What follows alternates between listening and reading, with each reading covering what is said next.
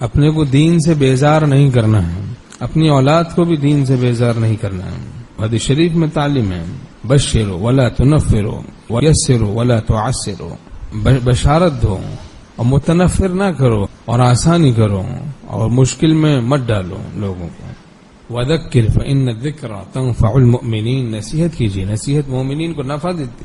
یہ خیال نہ کریں بچے بھول جاتے ہیں، بھائی ہم بتاتے ہیں ان کو نیک کام، سنت کا عمل سکھاتے ہیں، سنت کے مطابق سونا، بیٹھنا، جاگنا اور ساری چیزیں سنت کے مطابق سکھاتے ہیں، وہ بھول جاتے ہیں۔ تو اس بھول کے خیال سے کہنا نہ چھوڑیں، کہتے رہیں۔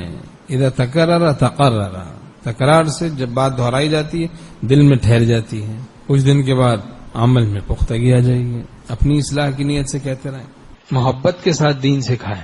ہمارے شیخ فرماتے تھے شوگر کوٹڈ کر کے پیش کرو دین کی باتوں کو، خشک انداز سے پیش نہ کرو، لٹ نہیں مارو۔ جیسے ایک دیہاتی نے چوڑی والے کے ڈبوں پر ڈنڈا مار کے کہا کیا ہے اس میں، تو اس نے کہا ایک اور مار دے، کچھ بھی نہیں ہے۔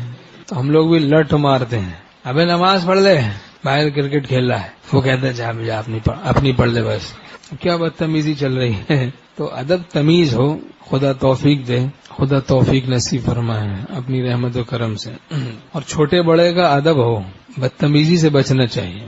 بڑوں کا ادب نہیں، من لم یرحم صغیرنا ولم یوقر کبیرنا فلیس منا، جو ہمارے چھوٹوں پر رحم نہ کرے، بڑوں کی توقیر نہ کرے، وہ ہم میں سے نہیں۔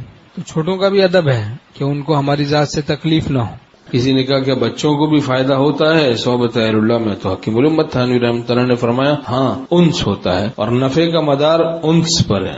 دل مانوس ہو گیا کہ بھائی ان کو یہ صورت اچھی داڑھی اچھی لگنے لگی، ان کو مسجد اچھی لگنے لگی، ان کو یہ باتیں اچھی لگنے لگی، بس وہ چیز پھر ان کو گمراہی سے محفوظ رکھتی ہے۔ 7 سال کے سے پہلے یہ بھی بڑی اہم عمر ہوتی بچے کی۔ بعض اس وقت میں بددینی کی باتیں سکھا رہے ہیں، پڑھا رہے ہیں، تو اتنا پکا پختہ سبق پڑھ لیتا ہے کہ اندیشہ ہے کہ پھر گمراہی ہو جائے۔ اور اس وقت اگر ہدایت کا سبق پڑھا دیا، دل میں اچھی باتیں داخل کر دی، تو انشاءاللہ پھر اس کی برکات ساری زندگی رہیں گی۔ جیسے سرائی ہے، مٹکا ہے، تو جس طرح اس کو سکھا دو، پکا دو، پھر اسی حال میں ہمیشہ وہ رہتی ہے۔ سراہی، وہ مٹکا ٹوٹ جاتا ہے لیکن صورت کو اپنی تبدیل نہیں کرتا۔ ایسے بچے بھی کچی مٹی کی طرح ہوتے ہیں، جس حال میں پکا دو بچپن میں تو بس پھر اسی حال میں رہتے ہیں۔